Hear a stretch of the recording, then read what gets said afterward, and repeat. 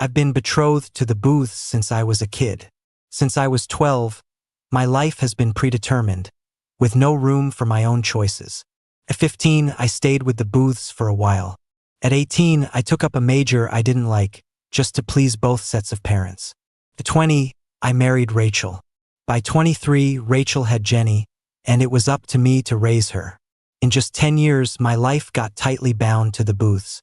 Here we were, two people with no affection for each other, stuck together because of a family arrangement with no freedom. Rachel, let's get divorced. In the middle of the night, she asks, what's gotten into you now? This was my second time bringing up divorce, and once again, Rachel met it with harsh words. Over these past 10 years, she's always been polite. Even after marriage, that politeness never wavered. We were supposed to be spouses, but it never felt like it. We were like partners, just fulfilling our roles in a contract. In reality, that's all our marriage certificate was, a contract. I'm not messing around. I'm serious. I can't keep living like this. Rachel, please let me go.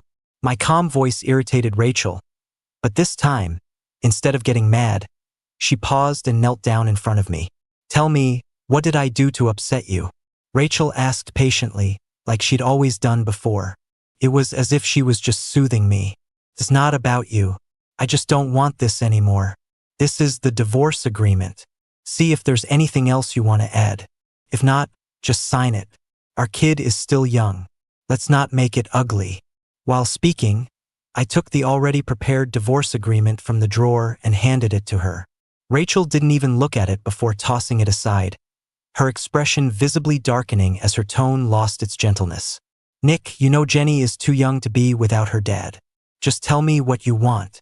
As long as I can give it to you, I will. Please stop this. What if I want your heart? Would you give me that? I said with a half smile, watching her face undoubtedly change. And just as I expected, Rachel's face showed her discomfort, her voice no longer firm. If we divorce, who gets custody of Jenny? You pick first or let her decide. I've always been on the receiving end of decisions, and this time was no different. I want to be with Mom. Jenny's voice suddenly came from behind. I turned around and saw her at the stairs, rubbing her eyes, already knowing her choice. Noticing my inaction, Rachel stood up and picked Jenny up. Sorry, honey. Did we wake you? Rachel gently comforted our daughter, patting her back, casting a smug glance my way. Jenny, since you're awake, tell me, if you could only choose one parent to live with, who would it be? I already knew the answer but couldn't help trying one more time. I want Mom, Jenny answered, unwavering. Saying I wasn't hurt would be a lie, but I felt no anger, just ruffled her hair. All right, then I'll respect your choice. When I'm not there, listen to your mom and grandparents. Okay? I said, sending her back to bed. Good night, Mom. Good night, Dad. Jenny, understanding, didn't stay longer. She hopped off her mom's lap and went back to her room. Watching Jenny's small frame walk away felt like my heart was bleeding. But there was no turning back now. This was my one chance for freedom. So, any other issues now that Jenny's settled? None. Just don't regret this. Finish your tantrum and come back soon. Rachel said, signing her name on the paper without a glance at the contents, then heading upstairs to the guest room. It was both amusing and sad that even now, Rachel thought I was just acting out. Couldn't sleep. Under the bright moonlight, I went to the yard and looked up at the sky. The brightest star seemed to wink at me. I couldn't help but smile genuinely. 15 years of my prime, uncontrollable since Dad's passing. Nothing I did was my choice. Now I was finally free. Dad would be proud, right? By the next morning, Jenny had already left for school. Surprisingly, Rachel hadn't gone to work. She sat at the table as if waiting. Morning. You're up. Have some milk first. Breakfast will be ready soon. Rachel put down her newspaper and stood up, looking like a caring wife waiting for her sleepy husband to rise. This version of Rachel felt so foreign. I glanced at the milk in my hand and didn't drink it. I'll skip breakfast. Since you're free today, let's finalize the paperwork. Rachel, annoyed, didn't argue, grabbed her coat and headed out. I grabbed the papers I'd prepared and followed. Getting divorced was messier than getting married, but soon, it was all sorted. Holding the dark red folder in my hands, I felt like a weight had lifted off my chest. On the drive back, Rachel was behind the wheel again. This time, I opted for the back seat. After what felt like forever, she finally spoke up from the front mirror. "If you're mad because I forgot our wedding anniversary, I'm sorry. That was my mistake. I won't defend myself, and I promise it won't happen again." I didn't respond, and I didn't feel anything. Yesterday was our anniversary and my 28th birthday. Rachel neither remembered nor knew it. Late at night, she finally came home, waking me as she stumbled inside. I quickly supported her to the couch and poured her a glass of water. "Sorry for waking you up. I thought the apology was for coming home late and missing our anniversary and birthdays, but she didn't mention it at all. I know she totally forgot about it. Was tonight's client really hard to deal with? Why'd you drink so much?" I asked while helping her with her coat, trying to gauge the situation. Typically, I don't ask about her work, but today, I really wanted to know what was keeping her so busy. Maybe she didn't expect the question. Rachel looked a bit uneasy but explained patiently. "Luckily, it was just a night out with friends. You should head to bed, I'll wash up. And don't wait up for me in the future, go to bed if you're tired." After saying this, whether I agreed or not, she got up and headed upstairs. "Rachel, let's get a divorce." I said it calmly and didn't move from my seat, which made Rachel stop in her tracks. Rachel's sudden pause brought my thoughts back. Without delay, I went upstairs to grab my stuff. It was just a few documents, really, packed in a small suitcase, just like how my mom sent me to the booths all those years ago. Rachel caught up as I was about to leave. She looked a bit panicked, trying to stop me. "Nick, what are you doing? Where are you going?" I looked closely at this woman I've been with for nearly a decade, and it was my first time seeing her up close when she was still awake. "I'm moving out, obviously. You didn't think I'd stay here for lunch, did you?" Maybe it was my less than kind tone or a certain word that hit a nerve, causing her expression to darken. "What about the kid? How ironic, even now, she tries to use our child to keep me. She must have forgotten that last night, our child already chose her. It's all clearly stated in the divorce papers. The custody goes to you, I leave with nothing. Did you forget, Rachel, or did you just not care? Rachel, thank you for your care over the years as a couple. Let's part ways. Unless something unexpected happens, we probably won't meet again. In my life, I never asked you for anything. Today, as a father, I ask you this one last thing. No matter what happens in the future, whether you start a new family or not, please treat Jenny well. Don't let her end up like us." After finishing, I didn't look back at Rachel's grim face and started downstairs with my bags. "Where are you going?" "I'll drive you." Rachel came after me as I approached the door, offering to take my bags. I skillfully avoided her. "No need. I've already called for a ride. Don't forget to pick up Jenny tonight." Thinking of my child, my heart ached. I raised her myself, after all. From the day she was born, I took care of her. But no matter how much I did, she still favored Rachel. In every choice, she always picked her mom. Last night, I booked a ticket to fly to N City today, my dad's hometown. After his passing and the deaths of my grandparents, I never went back. Don't even know if it's still the same as I remembered. After losing my dad at 12 and being sent to the booths at 15, I followed the path laid out for me. At 20, I married Rachel, then watched as she gave birth and I raised the child. Through all this, nobody ever asked if I was willing. For 8 years, I was the perfect husband, son-in-law, and father. No matter where I was, people praised me as a model to follow. My success was half from my dad's influence and half from Rachel's father's guidance. I was the ideal candidate for the Booth's son-in-law. Every action seemed meticulously measured. Yet, despite my perfection, I never won my wife's heart or gained respect from her family, always seen as an outsider. Even the child I painstakingly raised from birth saw me as second to her mom. All along, I knew Rachel had a longtime boyfriend, a guy from a small southern town, handsome and bright, the ideal look for any woman. Unfortunately, his background didn't meet the Booth's standards.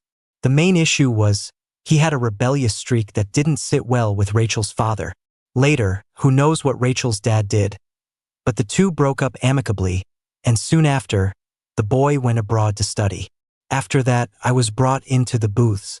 Rachel's father was meticulous about social standing, otherwise, I wouldn't have been chosen so young. My family was on par with theirs, and my nature was calm, never challenging elders. After joining the booths besides school, I learned to become the perfect son-in-law for their prestigious family. Doing well meant smiles from Rachel's dad. Failing was met with a look that could kill. At 18, at a business event, I impressed Rachel's father, earning applause the first time. His attitude changed, becoming less stern. On my 20th birthday, Rachel and I registered our marriage, and I thought it would mark the start of my happiness. At 23, Rachel, fresh out of college, gave birth to Jenny, the first granddaughter in the Booths family for 3 generations. From then on, I had a bit of a position in the Booths, and I securely held the role of the son-in-law. Back then, I was just discovering the bittersweet nature of love. Even though I knew Rachel loved someone else, I still dreamed of growing old with her. So, I pinned my hopes on Jenny. Like my father, I gave all my love to her without holding back. But, you see, the human heart is not easily tested. No matter how well I taught her, it couldn't compete against the strong Booth's genes. The child I loved so much eventually didn't love me back. Just like her mother, she saw me as someone she could boss around without fearing I'd bail. Bringing my thoughts back, the plane landed softly. Many years had passed, and the city N was no longer how I remembered it. My father's hometown was a quaint and rainy village about an hour's drive from the city center. I didn't linger long, called a ride-sharing car and headed straight to the village. In the south, it often drizzles. Soon, a light rain began, and the driver drove more cautiously. The driver chatted warmly with me. As I got carsick, I only chatted here and there, making the time pass not too slowly. We soon arrived at the destination. The kind driver noticed I was not a local, helped with my luggage, and gave me advice. "Young man, take care when you're out on your own. Be cautious, avoid empty places, don't ride in strangers' cars, and have fun." "Thanks, I will. Also, I'm not an outsider, I grew up here," I replied. His warmth touched my heart. It was the first time in many years anyone genuinely cared for me. I wasn't lying, I did grow up here. Most of our time was spent here before my dad passed. Only at 10 did we move back to G-City. Instead of heading to my dad's house, I booked a stay at a local inn. Here, the wind is sweet, the rain is warm, my heart is light, and I'm free. I wandered until late at night before returning. That night, I was no one's husband or father, just me, just Nick. I slept wonderfully, forgetting how long it had been since I slept that well. Unexpectedly, I woke up to over 10 missed calls and countless unread messages. I thought something might have happened, but seeing that familiar number pained me. Rachel, who hardly contacted me in 7 years of marriage, almost blew up my phone overnight after the divorce. I didn't return the call or check the messages, as I was about to visit my grandparents' graves and didn't want to get tangled up. Before I could eat breakfast, Jenny called. I couldn't harden my heart against her. "Hey, Dad, where are you? You promised to be with me for the family activity today. What do I do without you?" I thought she missed me, but no, it was the usual criticisms and complaints. The warmth in my heart turned cold, and my voice lost its softness. "Jenny, listen. From the moment you chose your mom, your guardian wasn't me anymore. Your mom and I are divorced, and I've left G-City. For anything else, ask your mom or grandparents. Don't look for me. I'm not seeing you again." She cried the moment I finished. "Mom, I told you, Dad's not coming back. He doesn't want me. It's all your fault, Mom." I hung up before hearing more. With Rachel and the Booths, Jenny would be fine. She'll eventually forget me and move on. We've chosen our paths. If you don't decisively move on, you'll suffer more. I can't soften my heart again. In the following days, the Booths didn't call, nor did I check on them. I simply sent my mom a short message with a picture of the divorce papers. I changed my number, deleted my social accounts, and started a life I'd always wanted. For nearly 30 years, I lived for the Greens and the Booths. From now on, I only want to be myself. Leaving N City, I went to X City, the place my dad and I promised to visit. They say it's the closest place to heaven. Dad once wanted to come here to pray for my grandparents. Now, I'm here to pray, while Dad's become eternal. Dad, I made it to X City for us. You must have found Grandpa and Grandma by now, right? Dad, I've got a secret to tell you. I'm free now, no longer trapped. Dad, I'll live well this life. If there's a next life, I still want to be your son. Just not a child of the Greens. Dad, please tell Grandpa and Grandma I was home a few days ago. Everything's fine, just less lively without you all. Dad, I must go. I don't know where yet, but I'm not going back to G City. Don't worry, I'll be fine. Goodbye, Dad. With 3 kneels and 9 bows, I hung prayer flags and spun prayer wheels, fulfilling my dad's wish. That night, I dreamt of my grandparents and Dad. They looked at me lovingly, smiling. As before, Dad patted my head and congratulated his boy for escaping hardships. Just sweetness ahead. Take care alone, live bravely. If you miss Dad, just look up at the sky. The smiling cloud, the brightest star, that's me watching you. Child, we're born as independent individuals.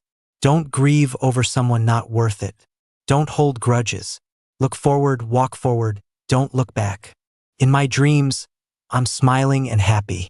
But when I wake up, my pillow is already soaked with tears. This was the first time I dreamed of my father since I got married. I guess he was pretty disappointed in me back then, which is why he didn't visit me. Now, I've bravely said goodbye to the past and seen my father again. His long-winded advice showed his reluctance and deep love. I packed my bags, ready for my next journey. Rachel came. It had been about 20 days since I last saw her. She dressed the same in all black, but it seemed like she'd aged overnight. Oh right, she has bad altitude sickness. Have you had enough fun? Let's head home. I felt a bit sorry for her at first, but as soon as she spoke, those feelings vanished. If you're sick, get treated. If you're out of your mind, get a new head. The booths have the resources, you'll figure it out. All you talk about is fun. Since when did you see me having fun? Anyway, our relationship now is barely acquaintances. Rachel, you're overstepping. I was already annoyed she found my itinerary, and she still came with an arrogant attitude without any respect. I was looking for a way to vent, and she came at the perfect time. No, I didn't mean that. I'm sincerely here to take you home. I'm sorry. I take back what I just said. Rachel was clearly flustered when she saw me getting angry and started to fumble over her words. I didn't want to drag it out with her, and I didn't want anyone to see the drama. So I tried to talk it out calmly. Rachel, I'll say it one more time. We're done. Go back to wherever you came from and don't bother me again. Your altitude sickness is serious. This isn't where you should be. Go back, I need to go too. Every word I said was honest. I did love Rachel, but it was in the past. When she missed the child's birth, the 100-day celebration, and our first anniversary, I stopped having any hopes. Once I've decided to end stuff, there's no turning back. I've been fair to the Greens and the booths. From now on, I need to live for myself. Nick, Jenny misses you a lot. She cries looking at your pictures every day. For the sake of the kid, will you come back with me? Seeing I wasn't swayed, Rachel started using the kid to play on my emotions, speaking unusually tenderly. But she forgot. Jenny was the one who didn't want me around anymore. From beginning to end, it was her own choice. She needs her mom more than she needs me as a dad. In time, she'll forget about me. Go back. Don't come here again. Rachel had probably never been treated so coldly. Added to her severe altitude sickness, she couldn't handle it and collapsed. After taking Rachel to the hospital, I didn't stick around. Luckily, her assistant often helped her with errands over the years, so leaving a number finally came in handy. I first met Rachel when I was 17. She had just broken up with a guy, and I caught the fleeting emotion in her eyes when she saw me. She was incredibly good to me. Just how good? She'd do anything for me, respected me, and would bail me out when her father gave me a hard time. But on our engagement day, Rachel clearly told me there was no love, just duty. Nick, we got here because of family expectations and an arranged marriage. I'll respect you and be responsible, But I don't love you. We're family, not lovers. Though technically an adult, I was already caged by constraints, unable to resist. Blankly, I got engaged and headed off to college. Everything that happened after just fell into place naturally, pleasing both families, everyone except me. In the years after marriage, Rachel indeed gave me respect, was responsible for me. After Jenny was born, our bond naturally turned into family love. I was the dad, she was the mom. We played a harmonious couple in front of the kid, an affectionate one in front of others. People saw us as a perfect match, a power couple, a union of equals. Such high praise, a strong shackle that bound me for nearly a decade. Had Rachel's lies not been so blatant, I might have continued living in oblivion. But the final straw that broke us wasn't anyone else, it was Rachel herself. I resolved to divorce because she lied too many times. That night, Rachel came home reeking of alcohol. Whether she did it on purpose, I don't know. But that aroma at her collar and the men's cologne weren't mine. It was telling me loud and clear, I should step aside. Rachel's showing up threw my plans completely off. I had to rethink everything. Instead of returning to N City, I chose to stay in a beach town I love. I needed time to unwind and think about my next steps. For a long time, I had this obsession with going to grad school. I wanted to be a highly educated, knowledgeable man like my father. But being a husband and father took so much of my time. The Booth's events required me, their son-in-law, to attend too. One thing led to another, and before I knew it, 5 or 6 years went by. Thankfully, I never stopped learning during those years. Mom would deposit money into my account every month. While staying home with the kids, I made some investments that did well, enough to support myself. But I don't want to be a failure. I want to push for my own worth. 3 months before the divorce, I aced my IELTS and TOEFL. And recently, I received a grad school offer from a university I dream of. Next, I'll head to a new country, go back to school, and start anew. 3 days before leaving, I made a sneaky trip back to G-City to share my happiness and say goodbye to my mom. And because I couldn't let go of that child who once thought the world of me. I just want to see if Jenny's doing okay in the end. Even if she doesn't love me, I hope she can live a happy and fulfilling life. That year, fresh out of college, I moved back home. Rachel was pregnant, and living with the Booths for a few months was incredibly stifling for me. Once Jenny was born, Rachel and I moved away from the Booths. Her dad was always around to see his granddaughter, but otherwise, he focused on his career and social life. As soon as I was up and about, I took care of the baby and the household. I was busy but hardly ever felt tired. Watching our child grow every day filled me with contentment. But since she started kindergarten 2 years ago, Jenny's been spending more and more time with the Booths, sometimes staying there for 3 to 5 days at a stretch. My once clingy kid has started becoming distant. To her, her grandparents are loving, her mom is hardworking and amazing. And me? I'm the one who's never serious, the strict one. I remember the day 6 months ago when I first mentioned divorce to Rachel. She dropped her usual gentle demeanor and accused me of being idle and making trouble. The daughter I had pampered from the start stood against me. She said, "Dad, you're being too much. Mom dotes on you, goes along with everything you say, and takes care of everything in and out of the house, all while you laze around like a bum, living a life of luxury. What more do you want?" That was the first time I'd seen those looks of disdain and disgust on a child so young. Exactly those 2 words. Jenny stared at me like I was a stranger, not a hint of love or admiration. In the months that followed, Jenny showed me how she felt. Whenever Rachel wasn't home, she'd stay at the old place, telling me not to bother picking her up unless it was urgent. What finally made me give up on her was her choice that one night. 5's not 3. She's aware, and maybe somewhere in her mind, she thinks her dad can't give her the life she wants. So, our father-daughter bond is done. This time, she won't know I was here. I only want to see her one more time, remember what she looks like. From now on, we'll both live our own lives. I disguised myself and went straight to Jenny's kindergarten. Before coming, I secretly reached out to her teacher, Ba Huang, to explain the situation. Entering the campus was a breeze. Jenny's dad, Jenny's not been herself lately. In class, she just stares off into space. The bubbly, lively kid she was has been so unusually quiet recently. It's almost scary, Ba Huang noted. He's around my age and popular with the kids. He even pulled up the security footage to show me what Jenny's been up to. Some stuff's happened at home recently. She might need some time to adjust. Please keep an eye on her. And if anything comes up, let her mom or grandparents know right away. Also, please keep my visit today between us. Don't tell anyone, not even Jenny. I'm on a business trip, and she can't know. I didn't mention the divorce. Both families aren't your average kind, and the entanglement of interests is intricate. I didn't need extra trouble right now. Through the monitors, I saw Jenny wasn't lying. She seemed a bit down, as Ba Huang said, but I wasn't self-centered enough to think it was because of me. Even though Jenny's Rachel's daughter, except for a little dimple when she smiles, she's the spitting image of Rachel in every other way. Serious, almost like a little old soul. But smiling, she's like a breeze of fresh air. Those Booth's genes run strong, the women are gorgeous, the men are handsome, and their IQ is off the charts. Only hitch? Their EQs are pretty low unless they care about you.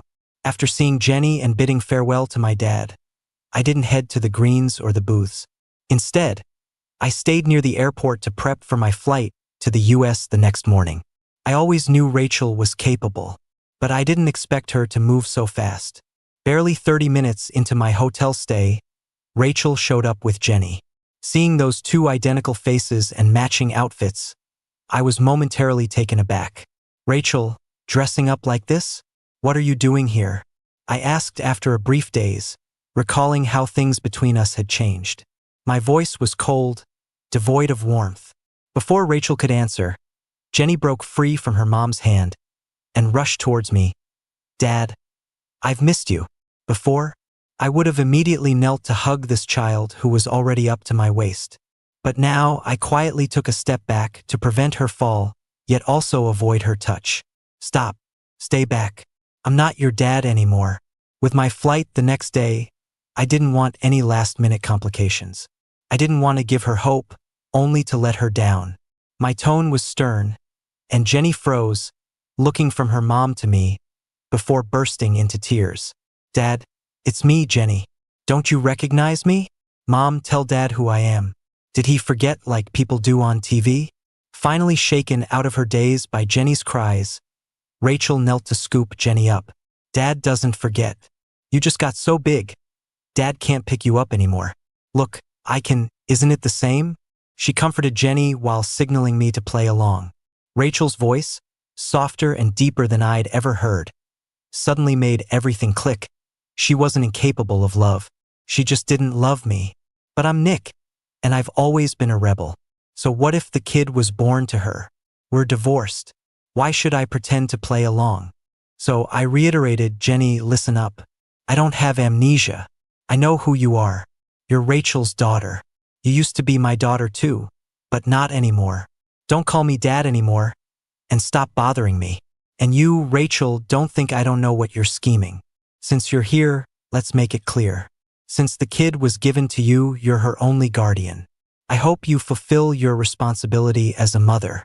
You don't have to do everything yourself, but at least provide some basic companionship. The teacher said she's been down lately, always daydreaming. We both know why that is. BR Group is a big company with plenty of management talent. There's no reason you need to be involved in everything, right? Spend more time with her. Do crafts, play games, read, exercise, all the things you threw onto me. Try not to skip out on them in the future. After saying all that, I didn't dare look at Jenny's tear-streaked face, but I didn't miss the expression on Rachel's face, full of confusion and anger. She got to be a mom in minutes while I spent 5 years raising that kid for her.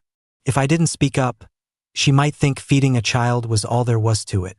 I didn't acknowledge the look on her face as she struggled to speak. I just pushed them out the door. It's late. Take her back and don't come here again, I said as I slammed the door, letting them knock in vain. As I heard their footsteps fade away, I couldn't hold back the tears any longer. I'm sorry, Jenny. Your dad had to push you away.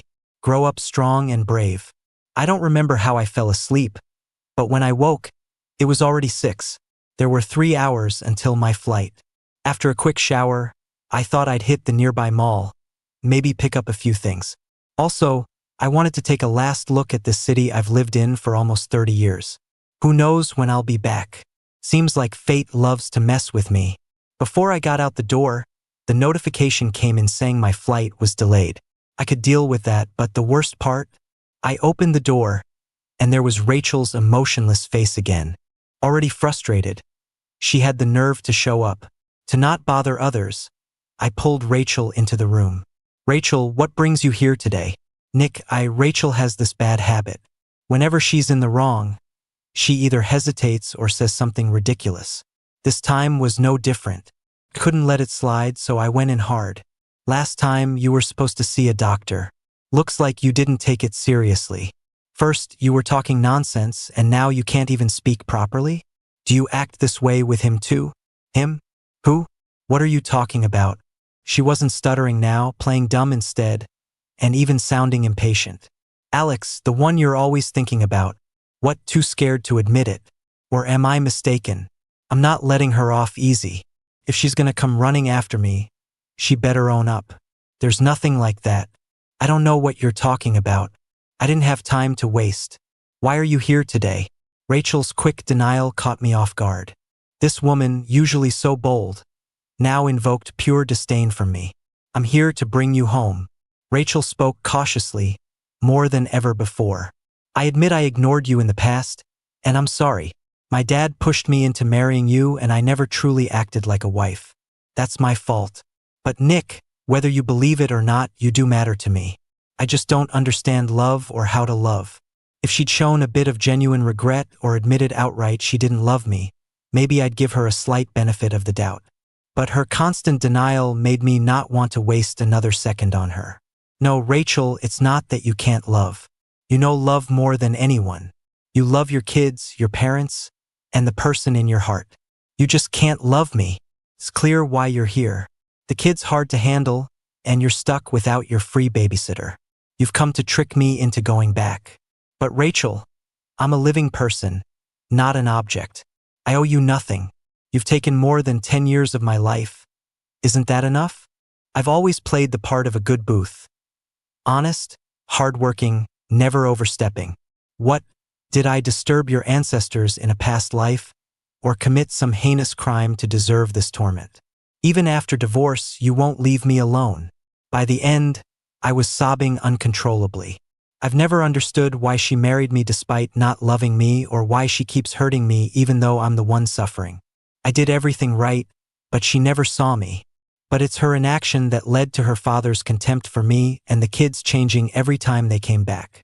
More than anything, I despise Rachel. She's the real villain here.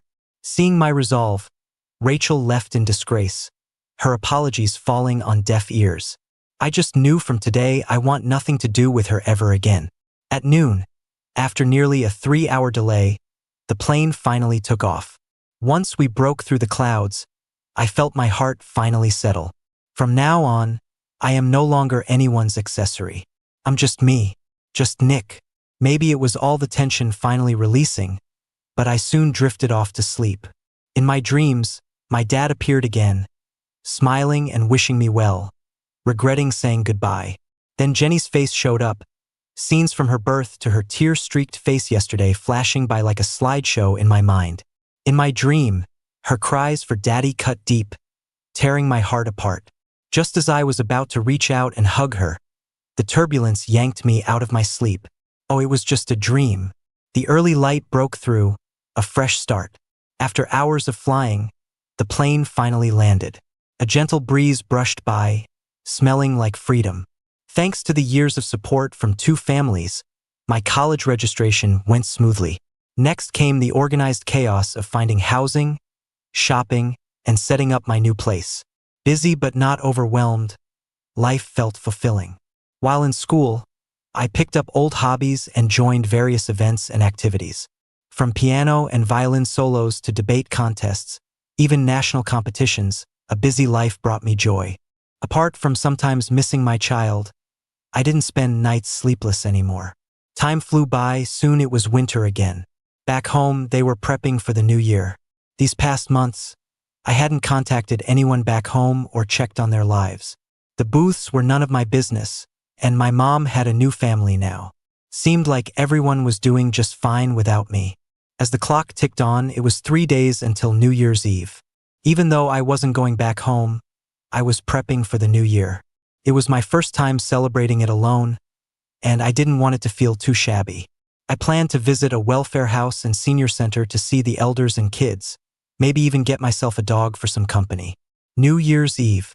As I hummed cheerfully, prepping dinner, the doorbell rang. I didn't know anyone here. At this hour, who else could it be but the property management? When I checked the video doorbell, it was, as expected, Rachel. I didn't open the door. I called management to handle it, then got back to making dumplings, relishing in being busy. Before long, the doorbell rang again. Just as I was about to get annoyed, I heard a familiar voice. It was my teacher. She's Chinese, speaks fluent Mandarin, and is this graceful, efficient woman who settled in the US with her parents when she was young. She's my senior by 5 years, already a professor while I'm still a student. We haven't known each other long, but she's left a good impression. Humble, polite, composed, and attentive. With her help and encouragement, I've managed to adapt to the intense study load quickly. My teacher didn't come in, she said. She didn't want to inconvenience me. She just happened to be nearby, dropping off some things and checking in. I appreciated the gesture but felt uneasy.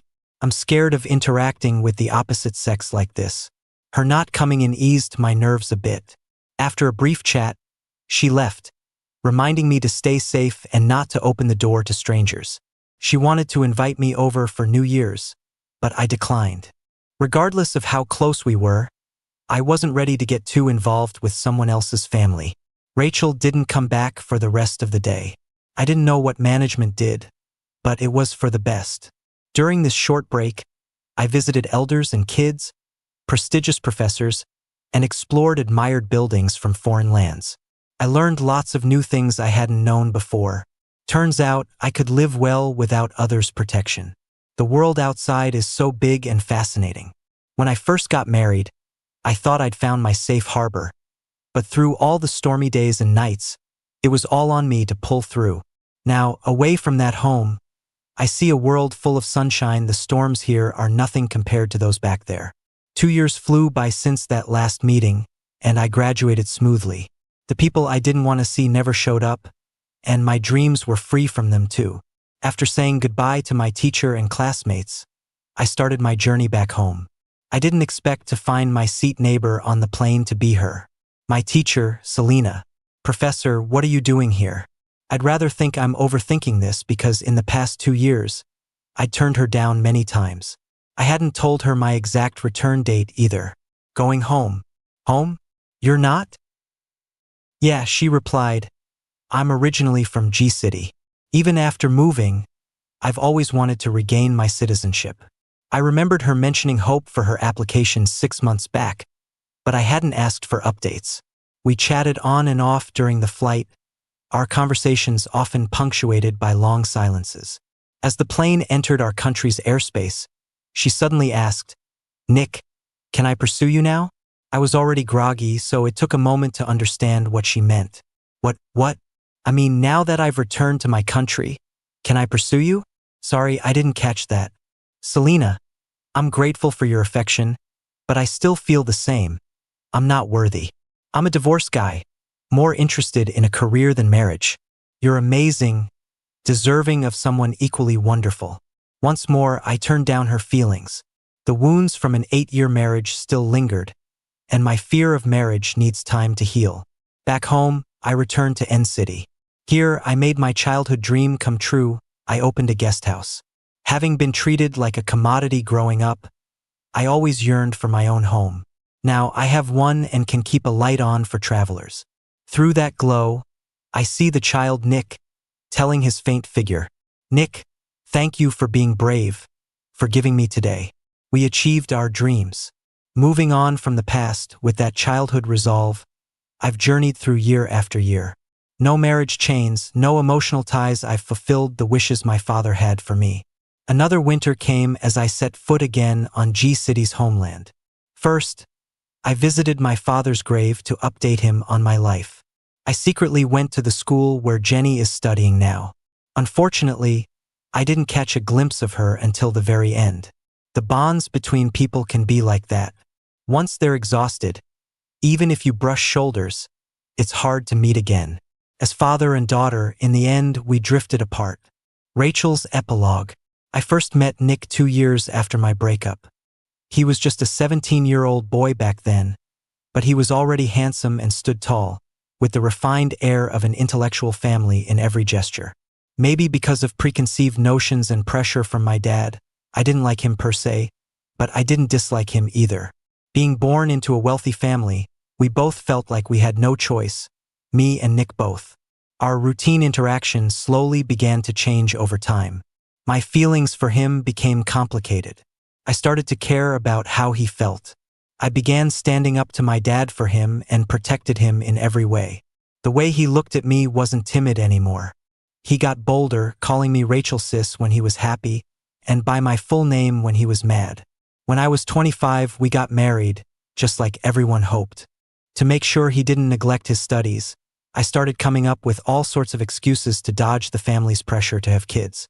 Until that unexpected moment, we seeded our hopes, and the next summer, Jenny arrived right on cue. Later, I missed the 100th day celebration of our kid because of work, leaving him, who was naturally shy, to handle the whole event alone. I can even imagine the harsh words hurled at him at that gathering. Knowing I was wrong, I tried to make it up to him later by spending as much time as I could with him and the kid. But it seemed he didn't need me much.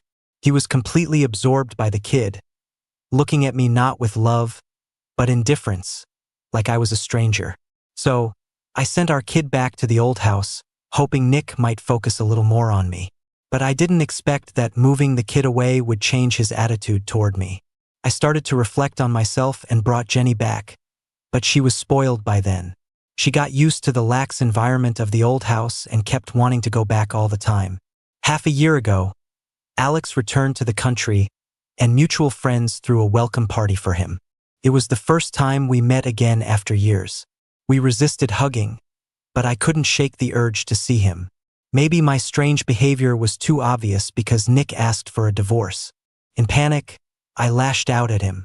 Since that day, I cut ties with Alex, and Nick never mentioned divorce again. Our lives returned to normal. Until our anniversary. Alex suddenly said he was getting married and wanted me to meet his fiancée. I agreed without much thought. However, once I got to the place, I realized the fiancé was never there. He tricked me.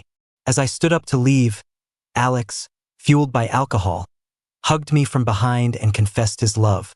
He said he'd never forgotten me over the years he was gone. Maybe it was vanity, but I didn't push him away. But I didn't expect Alex to make such bold moves. Nick's image flashed in my mind, and I snapped back to reality, pushing away the boy who had once filled my heart. I was scared to go home, scared to face Nick. I was terrified he'd find out I met Alex again. So I lied, saying I had a work thing, and stayed late at the office, drinking alone. When I finally got home, it was the middle of the night. I figured Nick would be asleep. I tiptoed in and turned on the light. But there he was, asleep on the couch. The noise woke him up. We'd been married 7 or 8 years, and he'd waited up for me countless times. He told me he couldn't help with my work, but he hoped I'd feel the warmth of family when I came home. Honestly, I wished he'd be a bit more selfish and just stop waiting, because I didn't deserve it. That thought alone seemed to push him even further. Nick insisted on divorce. He was firm. He didn't want me or the kids anymore.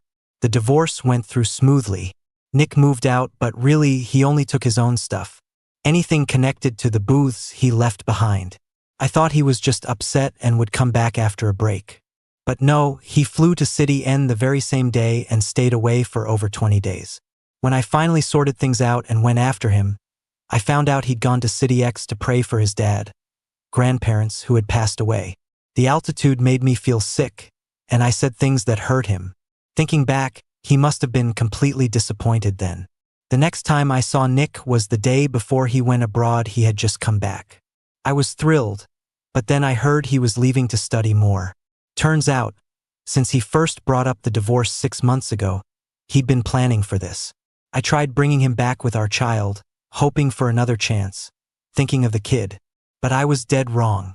From the moment he decided he didn't want me, he meant no one related to me either. If I was the executioner of his heart, Jenny was an accomplice. We both killed the Nick who was once all about us. The next day, I went to Nick's hotel. I wanted to show him I had changed, to win him back. I was wrong again. He hated me too much to ever return to the booths. He stripped me of my last bit of dignity, airing out all my wrongs over the years. I had nothing to say for myself. I bought a plane ticket and followed him, watching him thrive in a world without me. I had lost a boy who loved me. After Nick left, Jenny was like a different person. She turned from a chatterbox into a silent ghost. She wouldn't come near me, not even call me mom anymore. I knew she blamed me for losing her dad, for not being responsible, for not correcting her attitude toward him. On New Year's Eve, I took her to the city where Nick was. We knocked, but he didn't answer. He knew we were there but didn't want to see us. Later, a graceful lady showed up. I recognized her, Nick's mentor, the youngest female professor at the business school. She looked at him with nothing but love, and there was no fear or insecurity in him, only a shy, boyish smile. Nick had changed so much. In just a few months, he seemed like a little son, radiating confidence. I didn't approach him anymore. Instead, with tears streaming down her face, Jenny and I headed home. She bit her lip, holding back sobs. Our relationship fractured completely that day. We were mother and daughter, but just that, nothing more. Time went by, 2 years just flew past. That year, Nick came back with that woman alongside him. They looked perfect together. Free of the booths, Nick was living the life I wasn't cut out for. Back in the country, he had his own business, a home, a devoted partner. He finally didn't have to rely on anyone else. The young, lively heir of the Greens, the gracious Booth's son-in-law, was gone. Now, he was Nick, not just Nick. He was a successful businessman, an investor, a BB owner, a well-educated man. And now she moved south and I moved north. Our paths would never meet again. This time it was really over.